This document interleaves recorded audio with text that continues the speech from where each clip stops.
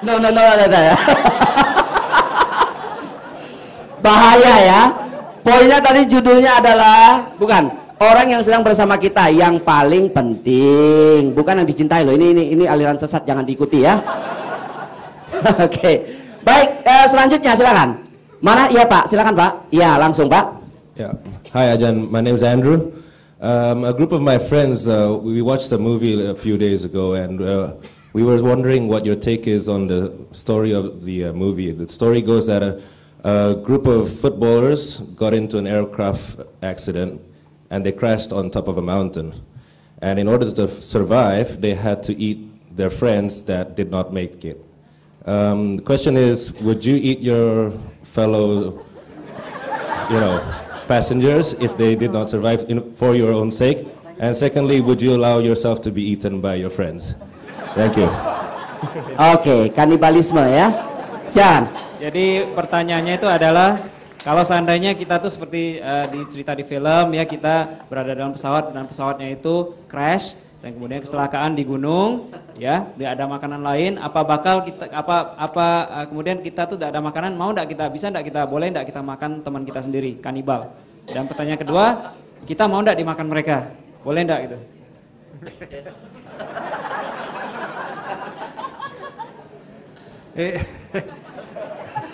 I never really thought about that. So. Saya tidak pernah mikir hal itu seperti itu ya. One thing I do know though is you never know what you're going to do until you're actually in that situation. Ya, jadi masalahnya kita tidak pernah tahu apa yang akan kita lakukan sebelum kita berjumpa atau masuk dalam situasi seperti itu. But one of the points I would make that is living that important that you'd like to kill each other to survive? I don't think survival is the most important. It's like how we live. It's a quality of life, not the quantity of years, which is important to me. Ya sebenarnya kalau menurut pendapat saya yang penting itu adalah bagaimana kita ini hidup ya. Jadi kualitas hidup itu jauh lebih penting dari jumlah tahun kita hidup. So unfortunately in Western world we want to live at whatever cost. Tapi di dunia barat sialnya atau malangnya itu kita tuh ingin hidup dengan biaya seperti apapun, dengan apapun. Where in like most, especially in Asia, not just Buddhism, but in Islam as well, it's how we live is really important. Sementara kebalikannya kalau di Asia yang penting itu bagaimana kita tuh hidup. So, for example, if it was a plane load of monks who went down on mountain, we just sit there and meditate and fast until we died. Jadi kalau misalnya saya sebagai biku misalnya mengalami kecelakaan ya dalam pesawat terbang crash di gunung, ya yang akan saya lakukan tuh mungkin hanya bermeditasi sampai saya mati. And we couldn't eat each other anyway because they need to be offered to monk before we can eat it. Lagian juga kita tidak bisa saling kanibal karena makanan bagi biku kan harus didanakan gitu ya. Thank you very much. Iya baik, tepuk tangan ya. Jadi cukup jelas ya jawaban dari Ajahn Brahm. Pertanyaan yang means the new question that you haven't heard before means that you will make another book later with that topic ya. Tadi Ajahn Brahm mengatakan hal yang memang sepele ya, tapi penting juga memang. Tadi beliau katakan kalau orang timur itu kan lebih menjaga kualitas hidup. Orang-orang timur naik ke gunung, yang penting kehidupan itu kualitasnya. Kalau barat itu kan mungkin beda tadi ya. Bisa hidup dengan cara at any cost, dengan cara apapun gitu ya. Pokoknya asal hidup dia. Jadi Asia menurut Ajahn Brahm ya, kualitas mungkin yang lebih diutamakan. Sementara yang di timur ya, yang di barat adalah yang penting hidup bagaimanapun caranya akan dilakukan. Jadi dua perspektif yang berbeda antara timur dan barat. Nah kita beruntung ada di timur. Makanya banyak sekali para nabi yang lahirnya di timur kan. Di barat ya. India dan seterusnya itu kan barat ya rata-rata. Dibandingkan dengan di Eropa atau di Amerika nggak ada ya. Oke, baik kita akan masuk ke penanya berikutnya. Silakan, yes Pak. Okay, thank you very much Ajahn Brahm. It's been a bless for me to meet you today. My name is David Mahendra Utama.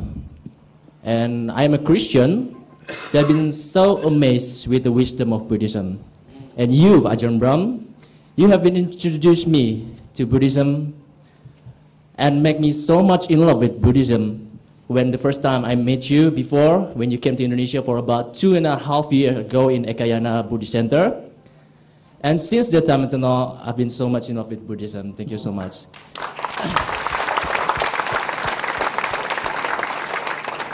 And actually, I've been studying a lot about Dharma since that time, and there's a little bit question that I've been confused right now about the Buddhism, because every time I'm learning more and more about Dharma, it's made me more understand that we, as a Buddhism, should be a vegetarian.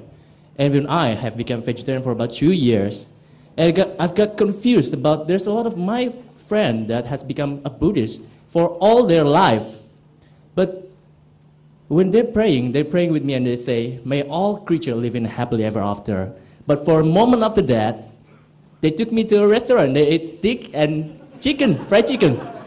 I'm really confused about it. And when I asked them that question, they said, well, actually in Buddhism, it's okay to eat meat as long as we didn't see the killing process and we didn't see their suffering. And that's what I want to ask you about that. Could you give me an explanation about it? Thank you very much. Oke, tepuk tangan untuk pertanyaan David, ya, silakan. Jadi saya singkat, pertanyaannya itu adalah dalam agama Buddha, apakah vegetarianisme itu sesuatu hal yang mutlak atau penting? Karena dalam agama Buddha kita diajarkan untuk mencintai semua makhluk, mengharapkan semua makhluk bahagia.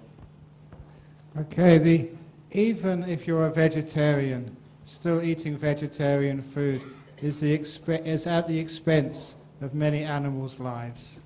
Sekalipun kita vegetarian, ya kadang-kadang kita menjadi vegetarian itu dengan mengorbankan banyak makhluk lain. I used to be a very strict vegetarian before I became a monk. Dulu sebelum menjadi biku, saya pernah menjadi vegetarian yang murni. When I became a monk and went to the very poor areas of northeast Thailand, it was impossible to be a vegetarian. Waktu saya setelah jadi biku dan pergi ke Thailand di timur laut, itu sangat sulit sekali untuk menjadi vegetarian di sana. There were no vegetables. It was whatever crawled on the ground is what you ate. Di sana tidak terdapat sayur mayur, tapi sebaliknya cuma terdapat binatang melata. Jadi itu yang kita makan. We would have ant soup. We'd eat snails.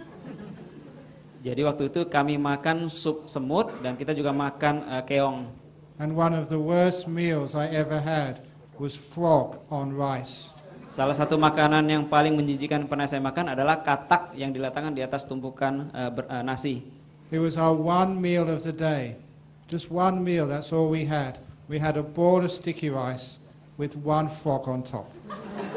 Kami hanya makan sekali sehari dan waktu itu saya hanya makan makanannya itu terdiri dari seekor katak yang diletakkan di atas segumpal nasi ketan. No vegetables, no fruit. Just one boiled frog on boiled rice. Waktu itu kami tidak mendapatkan sayur dan juga tidak ada buah. Yang ada hanya seekor katak yang direbus dan diletakkan di atas segumpal ketan. No garlic, no chili, no sauce, no salt. Just plain boiled frog on plain boiled rice. Jadi waktu itu tidak ada sup, tidak ada saus, tidak ada kecap dan sebagainya. Yang ada hanya katak yang diletakkan di atas segumpal ketan. I was very fortunate because I paid attention during my science class at school. Waktu itu saya sangat beruntung karena sewaktu masih sekolah dulu, saya benar-benar mendalami pelajaran ilmu pengetahuan alam IPA. So I ate the meat from the legs first of all with my rice. Jadi kodok itu saya makan dulu di bagian kakinya. That was not enough to keep going. Kalau cuma makan seperti itu tidak akan cukup. So then you started at the internal organs and ate them with the rice. Nah setelah itu kami akan mulai makan organ-organ bagian dalam dari katak itu. The monk sitting next to me had not paid attention in biology class. Biku yang duduk di sebelah saya itu dulu waktu sekolah itu tidak memperhatikan pelajaran IPA-nya. He did not know one organ from another. Dia waktu si biku itu tidak bisa membedakan organ yang satu dengan organ yang lain. He got to the frog's bladder, pressed it, and the frog peed all over his rice. Waktu itu dia tidak sengaja makan kandung kemih dari kodok itu. Jadi kandung kemih itu tidak sengaja tertekan sehingga hasilnya air seni dari kodok itu keluar dan menyirami gumpalan ketannya. So we didn't eat frog because we liked it. Jadi kami tidak makan katak karena senang sama katak. We ate it because we had to. Kami makan katak karena terpaksa. But I did notice in those poor places in Thailand that even when the rice was grown, they would plough the fields, and many animals who lived in the mud would get broken and killed. Jadi waktu itu nasi yang kami makan pun itu berasal dari ladang yang dibajak, sehingga waktu dibajak mengakibatkan banyak sekali binatang atau hewan-hewan kecil yang juga mati. And those which weren't killed were eaten and picked up by the birds who would always be following the plough. Dan hewan-hewan yang tidak mati dalam proses pembajakan sawah itu nantinya juga mati karena dimakan atau dipatuk burung. I realized that eating something as vegetarian as rice also cost the lives of many animals. Akhirnya saya sadar bahwa hidup sebagai vegetarian yang makan nasi, ya, nasi itu pun juga menyebabkan banyak hewan yang mati dalam proses produksinya. And I realized that it's good to be a vegetarian if you can, but the most important thing is to try and be as harmless as possible in your life. Jadi saya tahu bahwa menjadi vegetarian itu adalah suatu hal yang baik, tapi yang lebih penting lagi adalah bagaimana bersikap baik dan lembut dalam kehidupan kita. Just being a vegetarian is not enough. Hanya sekedar menjadi vegetarian itu belum cukup. Make sure you don't waste food, because every food which comes, even the carrot from the ground, many animals died for that carrot. Pastikan kita tidak membuang-buang makanan kita, karena makanan yang kita makan seperti halnya wortel yang berasal dari tanah itu pun dalam proses produksinya itu mengakibatkan banyak sekali hewan yang terbunuh. And if possible, eat local food, because if you get food which comes all the way from Australia or from England, that costs a lot of animals. Dan kalau bisa kita makan makanan yang terbuat dari produk lokal saja, karena kalau kita makan makanan impor itu biayanya itu mahal sekali, ya. So we don't expect Buddhists to be perfect vegetarians. Jadi kita tidak menginginkan umat Buddha menjadi vegetarian yang ketat. We do expect them to be kind and try their very, very best. Kami menginginkan umat Buddha menjadi umat yang baik dan mencoba sebaik mungkin untuk berbuat baik. And to at least be caring for each other, not to be too critical. Dan coba untuk saling peduli, jangan saling mencerca atau mengkritik. Because when I was a vegetarian, I was very, very kind to animals, but I was very critical to people. Karena waktu saya masih hidup sebagai vegetarian, saya itu sangat baik terhadap hewan-hewan, tapi saya senang mengkritik orang lain. And I realized that I had it imbalanced. I went to girlfriend's house once, and she'd cook me a dinner. I went to my girlfriend's house when she cooked me dinner. Before I was a monk. Waktu itu sebelum jadi biku, saya pergi ke rumah pacar saya dan pacar saya itu masakin makanan untuk saya. And she forgot I was a vegetarian and she cooked me like a meat curry. Dan waktu itu pacar saya itu lupa bahwa saya itu vegetarian, lalu pacar saya itu masakin saya kari daging. And I refused to eat it. I didn't eat anything. Saya menolak untuk makan makanan itu. I really upset my girlfriend. Saya benar-benar mengecewakan pacar saya. Years later when I thought about that, I thought really stupid I was. Bertahun-tahun kemudian saya sadar bahwa alangkah bodohnya saya waktu itu. Because I loved animals, but I was cruel to my girlfriend. Karena saya baik pada hewan, tapi saya kejam terhadap pacar saya. She gone to so much trouble trying to cook something delicious for me, and I said, "No, you carnivore, you murderer." Pacar saya itu sudah bersusah payah untuk masakin makanan enak kepada saya, tapi saya malah mencacinya dan menganggapnya sebagai pembunuh hewan. So don't go over the top. If you're a vegetarian, wonderful. But please, if somebody invites you out for dinner, and by mistake they forget, and they put a bit of chicken, just nibble a little bit of it, because people are important, as well as animals. Jadi jangan berlebih-lebihan ya, kalau kita bisa menjadi vegetarian itu hal yang baik, tapi kalau tidak, seandainya misalnya kita diundang makan di rumah seorang teman yang menyajikan ayam, ya kita bisa makan sedikit secuil saja. Ya, karena yang penting itu adalah hubungan baik kita dengan orang itu. Ya baik, tepuk tangan untuk jawaban Ajahn Brahm. Ya betul sekali ya, khususnya buat Anda, kami di radio, siaran radio, pertanyaan vegetarian tetap ada. Ya dari dulu, 12 tahun yang lalu sampai sekarang ini tahun ke-12, tetap pertanyaan soal itu ada. Jadi Ajahn Brahm sudah memberikan satu jawaban yang wise.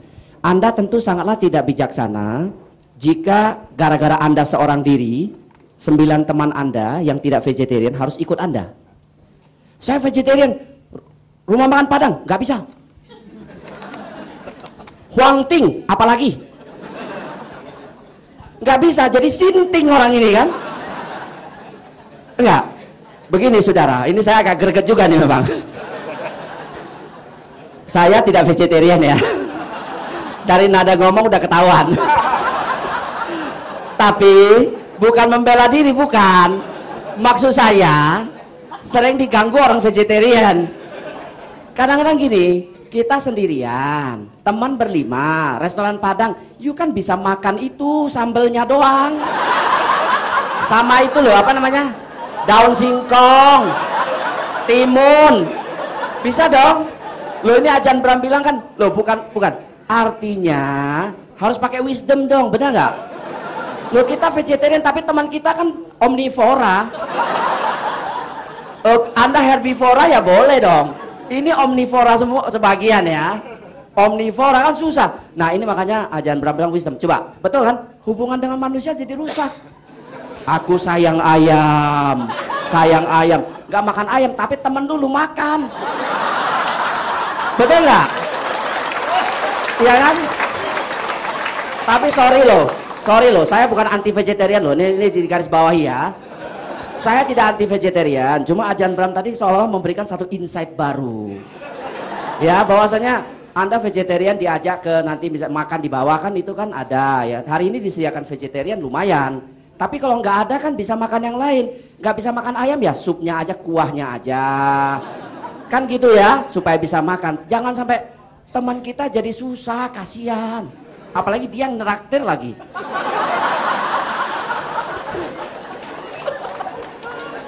Sorry, enggak, ini intermezzo saja. Jawaban yang benar Ajan Bram punya ya. Yang benar Ajan Bram ya. Oke, baik, saya akan lagi ke floor ya. Baiklah, supaya yang lain jadi lebih bijaksana semuanya. Baik, silakan. Siapa lagi tadi? Dari tengah ada? Enggak ada, kanan. Mana? 2, mana? Oh 2 lagi. Oke, yang 1 silakan. 1 di depan, 1 lagi. 1 lagi ada? Mana? Ya, langsung silakan. Yes. Hartati ya. Tadi kan Ajan Bram bilang bahwa kalau misalkan kita dalam situasi di mana kita ketemu sama orang yang marah sama kita atau gimana, kita harus tahan selama 10 detik ya. Saya pikir 10 detik aja nggak cukup loh untuk nahan marah, dan terkadang tuh kemarahan itu untuk saya pribadi tuh jadi seperti refleks. Jadi boro-boro kita kepikir untuk nahan tapi udah langsung ngebales dulu gitu loh. Memang kelihatan dari wajahnya.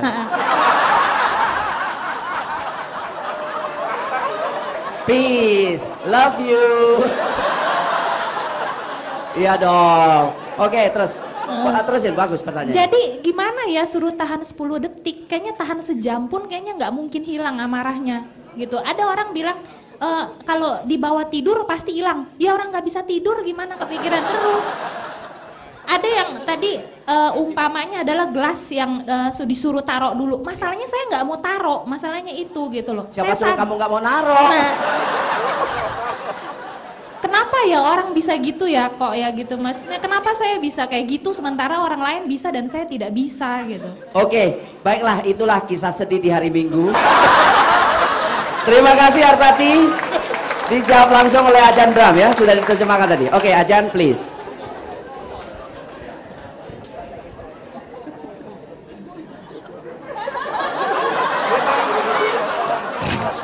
Diam 10 detik dulu.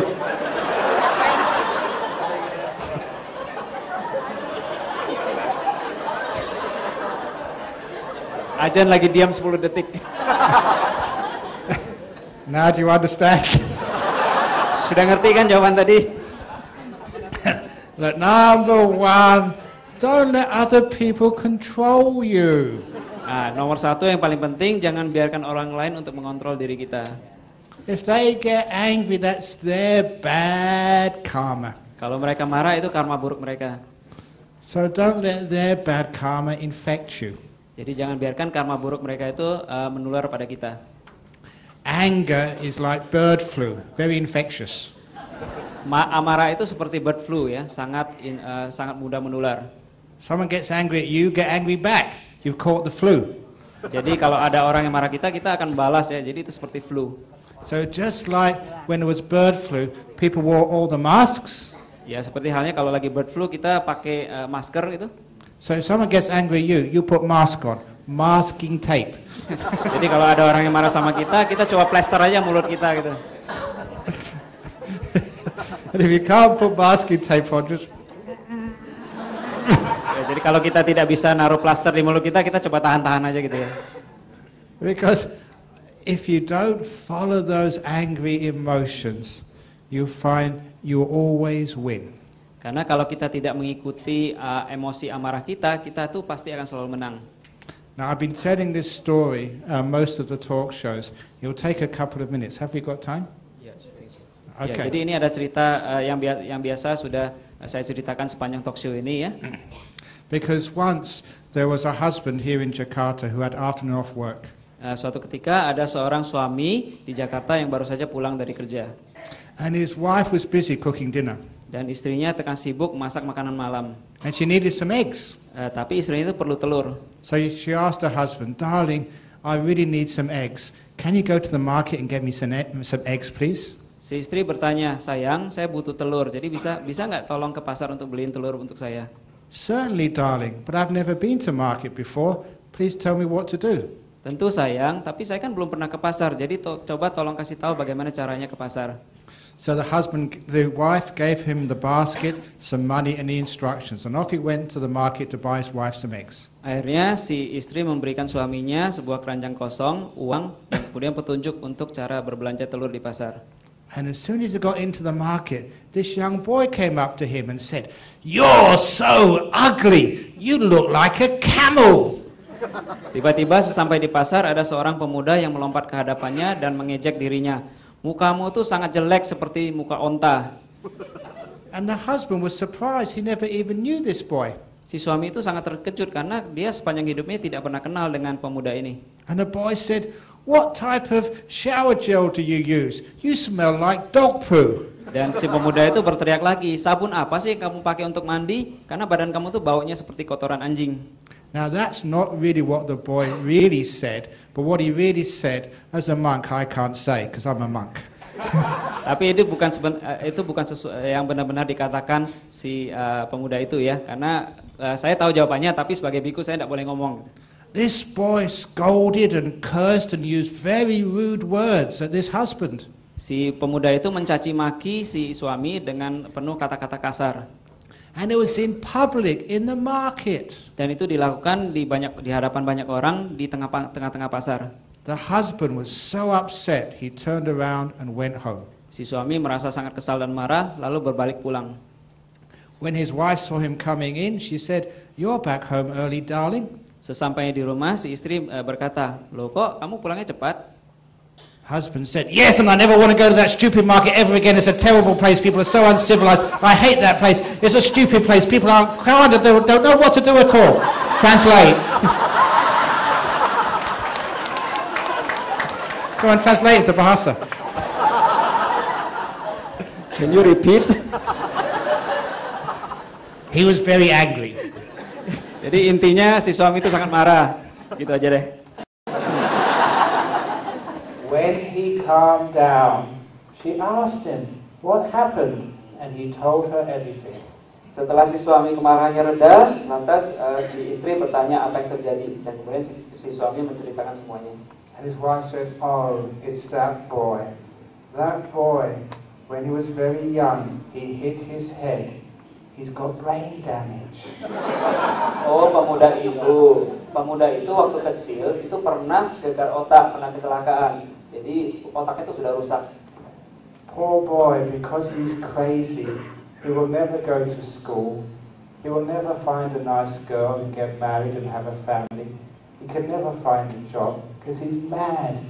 Anak yang malang, karena anak ini tidak akan bakal pernah bisa mencari istri, jodoh yang tepat, tidak akan bisa bersekolah, dan juga tidak bisa mendapatkan pekerjaan yang tepat, yang baik, karena anak ini sinting. We let him stay in the marketplace. Sometimes he says even worse things about me, sometimes about others. We don't mind because the boy's mad. si pemuda ini sering memaki-maki orang lain termasuk juga saya, tapi kita semua biarkan karena kita tahu bahwa si anak ini sinting. And when the husband realized he'd been scolded by a crazy boy, all his anger disappeared. Begitu mengetahui bahwa tadinya dia tuh dicaci maki oleh seorang pemuda sinting, serta merta kemarahan suaminya itu reda. When his wife saw that he calmed down, she said, "Darling, I still need those eggs." Melihat amarah suaminya itu sudah reda, si istri berkata, "Sayang, saya masih butuh loh telur-telurnya." Okay, darling, said the husband. He took the basket, went back into the market. He was scolded and cursed all in the market by that boy. It didn't matter anymore because he knew the boy was brain damaged. Baik, kata suami itu. Lantas di pasar untuk membeli telur, dan sesampai di pasar kembali dia bertemu dengan pemuda itu yang mencaci maki di sepanjang jalan. Tapi kali ini si suami tidak memedulikannya karena si suami tahu bahwa si pemuda itu sudah mengalami gegar otak, sudah sinting. Now the meaning of that story, if you come home and your husband scolds you, bah, bah, bah, bah, bah, he must have hit his head that day. Brain damage. Don't get angry. Jadi intinya nanti kalau pulang suami kita marah-marah merepet sama kita, ya mungkin saja suami kita tuh tadi pagi itu sudah gegar otak, sudah sinting gitu. He's crazy. Sudah gila gitu. Just like that crazy boy. Seperti pemuda di pasar itu tadi. Because the Buddha said, getting angry is temporary insanity. Karena Buddha pernah bersabda bahwa marah itu artinya sinting sementara. So when someone shouts at you, they must have hit their head somewhere, they're brain damaged. Jadi kalau ada orang yang memaki kita, mungkin orang itu sudah gegar otak itu. So you don't get angry back. Jadi jangan marah balik. And then you're peaceful, and then you can give them the opportunity for them to realize how crazy it is to say such rotten words, such cruel words, such untrue words to you. Jadi kalau kita biarkan saja, mudah-mudahan orang itu memiliki kesempatan untuk merenungi kembali apa saja yang barusan dikatakannya, yaitu kata-kata yang kejam dan kasar. Thank you. Oke, tepuk tangan untuk jawaban Ajahn Brahm. Cukup jelas ya. Di sini ada cerita lain ya, halaman tentang kemarahan. Makanya komplit nih, bagi yang sudah baca pasti tahu ya, ini ada di sini. Jadi silakan dibaca di sini soal kemarahan. Jadi satu kalimat tadi sebelum ke penanya terakhir, satu kalimat tadi yang bagus sekali dari Ajahn Brahm adalah jangan biarkan orang lain mengontrol, mengendalikan hidup kita. Betul ya? Saya punya cerita Zen satu, mau dengar nggak? Mau dengar? Oh, karena sedikit yang bilang berarti nggak mau dengar ya. Ada sebuah cerita Zen ya yang sangat menarik. Ini jangan biarkan orang lain mengontrol hidup Anda. Suatu hari seorang master Zen diundang oleh seorang penyair besar bernama Shu Tongpo. Ini cerita saya suka sekali ceritakan.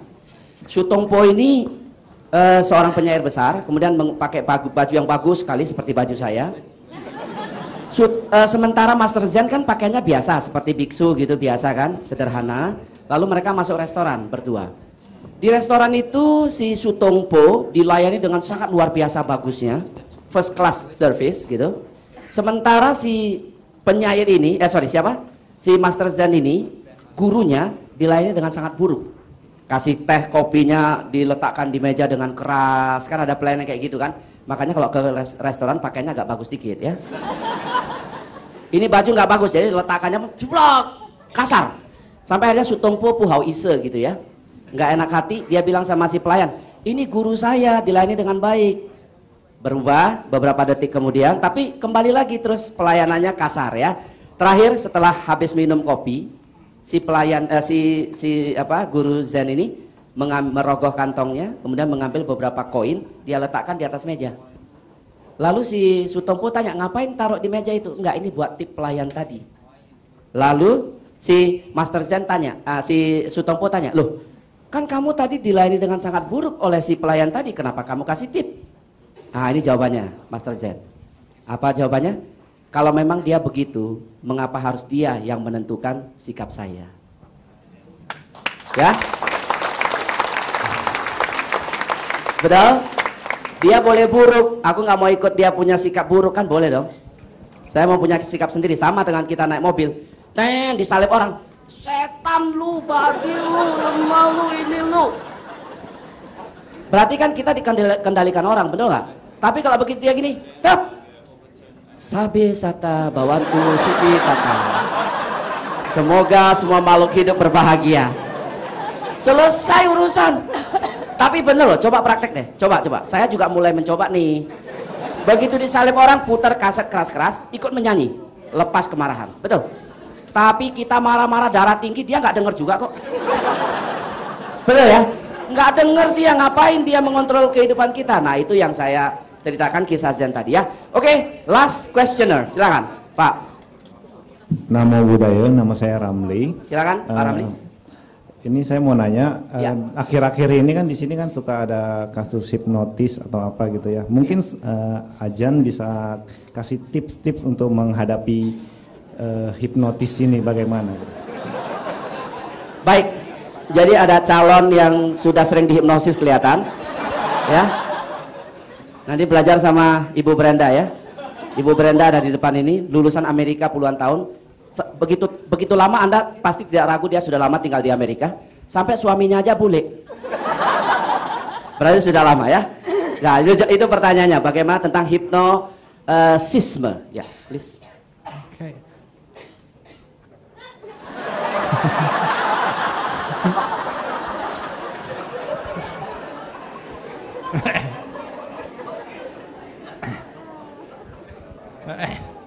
Hypnosis can work, but it must be very, very bad people who use it for bad purposes. Hipnosis itu bisa bermanfaat atau manjur, tapi sering disalahgunakan orang. But I think if people were a bit more mindful when they went to market, they wouldn't get so hypnotized. Biasanya kalau orang itu berlaku lebih sadar dalam hidupnya, biasanya dia tidak akan mudah terhipnosis di pasar. But I know that sometimes people go to mall and get hypnotized. Nah, tapi kadang-kadang ada berita orang ke pasar terus di sana dihipnotis. Sometimes they see beautiful dress, and the beautiful dress says, "Buy me, buy me, buy me, buy me, buy me."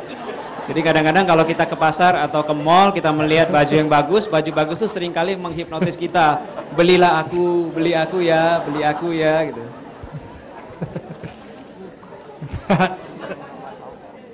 So, we have a saying in English to fight fire with fire.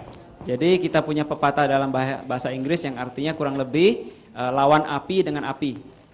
So if you've often gone to mall and bought too many dresses, sit in front of your husband and husband say, "Don't buy, don't buy, don't buy, don't buy, don't buy, don't buy."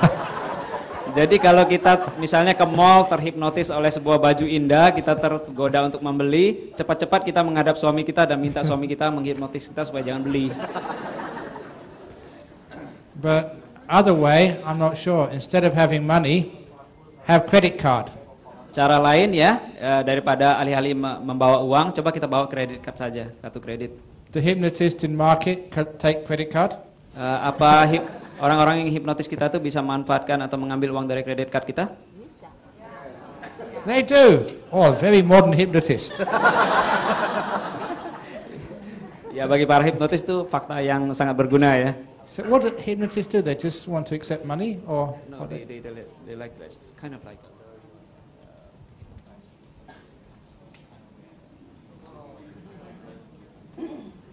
Really? Oh, but if you have credit card, you have receipt, so you can get money back. Jadi katanya kalau kita kasih waktu dihipnotis kita kasih kredit cardnya itu nanti kan kredit cardnya itu kan ada bukti pengeluaran gitu ya. Okay, okay. So I think what you might do, you tell me and I'll go there. Jadi begini saja ya, coba kasih tahu saya ya di mana ada tukang hipnotis, nanti saya yang ke sana aja. And I'll hypnotize them, not to hypnotize anyone ever again. Jadi nanti saya akan hipnotis mereka supaya tidak bisa lagi menghipnotis orang lain. I was once visiting my mother in London, and she was cooking my meal for the day. Suatu hari waktu saya tengah mengunjungi ibu saya di London, ibu saya itu tengah memasakkan makanan malam untuk saya. And someone called at the door of her apartment, so I answered it for her. Waktu itu ada orang yang mengetok pintu rumah dan saya menjawab dan membukakan pintunya. It wasn't a hypnotist, but somebody similar. It was a gypsy woman who was going from door to door selling worthless things. Itu bukan yang ngetok pintu itu bukan seorang tukang hipnotis, tapi seorang gypsy yang menjual barang-barang murahan. And she asked if I wanted to buy a gypsy trinket. Dan waktu itu si orang gypsy itu bertanya apakah saya mau membeli jimat gypsy. I was quite polite. I said no thank you. Waktu itu saya sopan dan berkata enggak, saya enggak mau. And then she said, if you don't buy something from me, I will put a gypsy curse on you. Si orang gypsy itu berkata, kalau kamu tidak mau beli dari saya, nanti kamu saya kutuk dengan kutukan gypsy. And I stood up in my monk's robes and said, I am a Buddhist monk. My curses are much more powerful than yours. Waktu itu saya bangkit dengan mengenakan jubah biku saya dan berkata, saya punya kutukan yang jauh lebih hebat daripada kutukanmu. I shouldn't have done that, but she was so afraid, she ran away. Mestinya waktu itu saya jangan melakukan hal itu karena orang gypsy itu merasa ketakutan dan lari gitu. So maybe if you send the monks to the hypnotist will run away.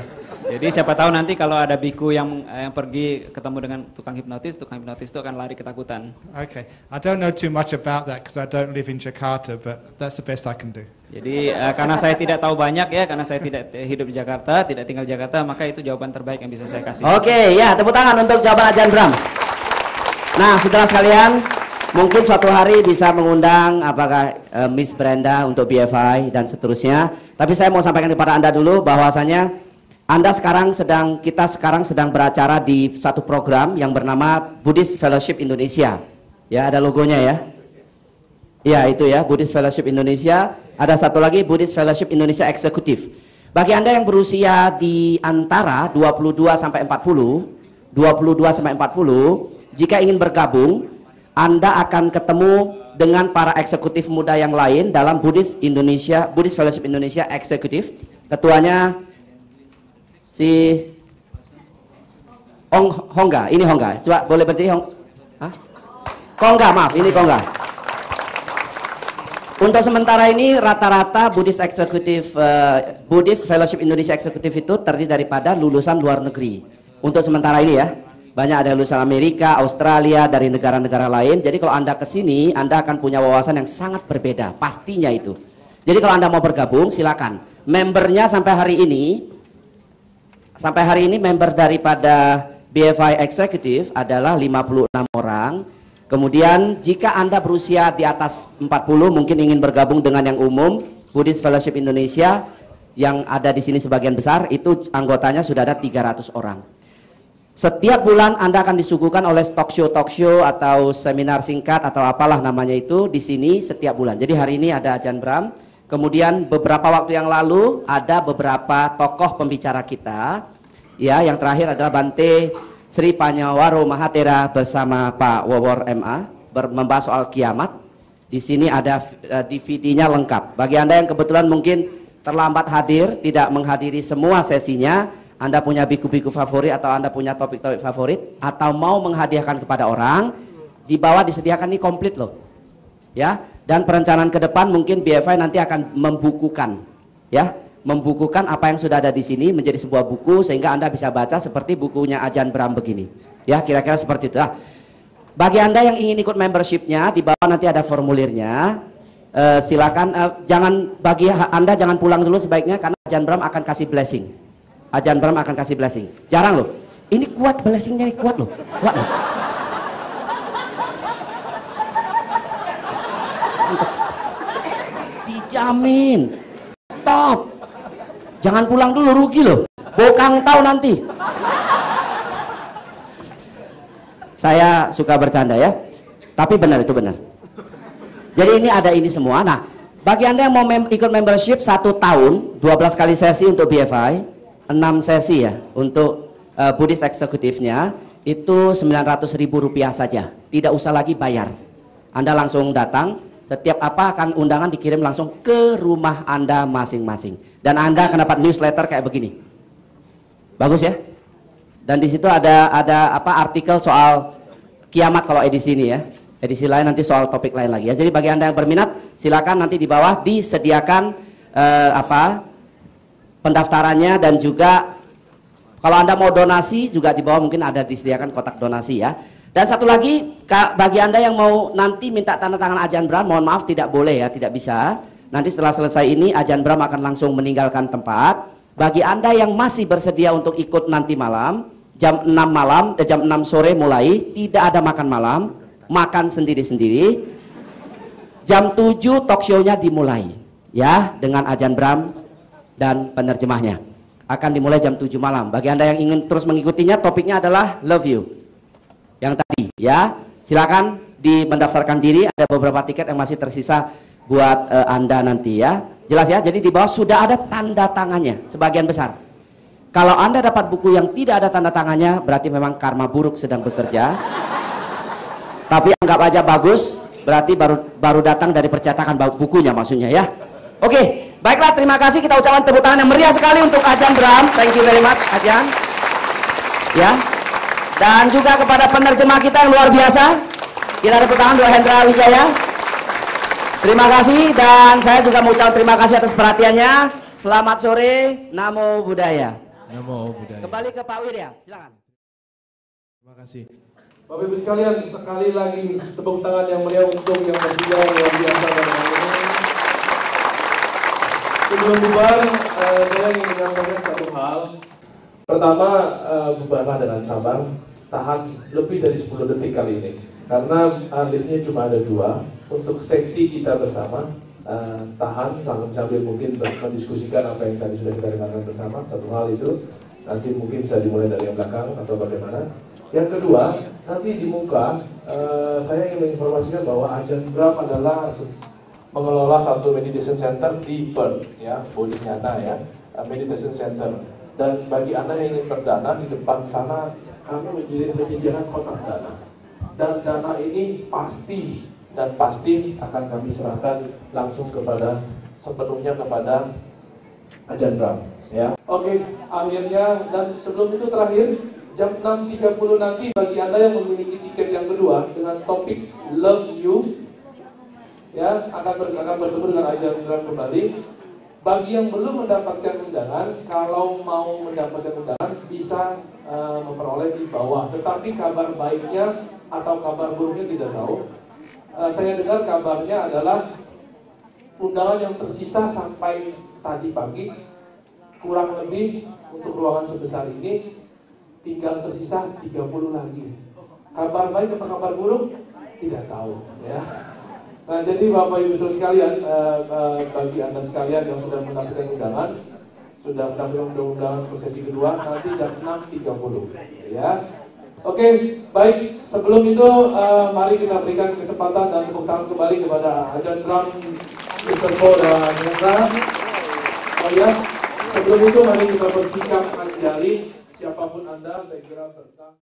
Sabbuddhanubhavena sabbadhammanubhavena sabbasangha nubhavena buddharatanang dhammaratanang sangharatanang tinang ratananang anubhavena chaturasiti sahasa Dhamma kanda nubhavena pitakataya nubhavena chinasawaka nubhavena sabete roga sabete baya sabete antaraya sabete upadawa sabete dunimita sabete awamangala winasantu ayuwadako dhanawadako siriwadako yasawadako balawadako wanawadako sukawadako hotu sabada dukkha roga baya wera soka satutu padawa aneka antaraya biwinasantu jate jasa jaya siddhi danang labang soti bagayang sukang balang Siriyayu Chawano Chabogang Wudi Shaya Sawa Satawa Sacha Ayu Chajiva Siddhi Bhavantu Te.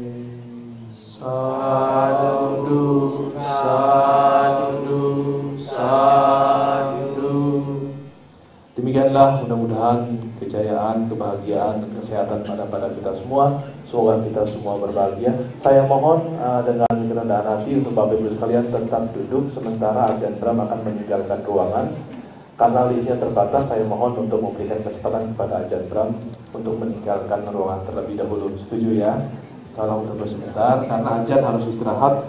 Jam 6:30 sudah harus kembali lagi, show lagi sampai jam 10. Thank you Ajahn. Oke, bila Anda ingin berikan tepuk tangan yang meriah, kita berikan ya.